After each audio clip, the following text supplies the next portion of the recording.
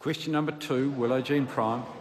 A point of order, the Honourable Gerry Brownlee. Mr Speaker, I'm raising this now because the point I want to make relates to question 12, which today you were considering may not be suitable for consideration in the House because it mentions a figure that had, according to the assessment of those who advise you, been calculated in a way that didn't give it a degree of accuracy.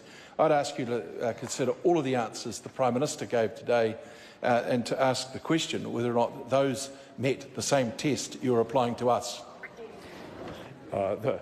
I can't tell whether the member's deliberately having me on or what the story is. The member knows that when a figure is provided as part of a question, there has to be authentication.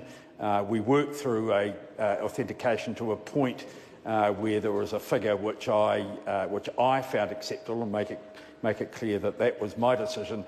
And the member's been here long enough to know the difference between a question and an answer. Question number 2, Willow Jean Prime. Thank you, Mr Speaker. My question is to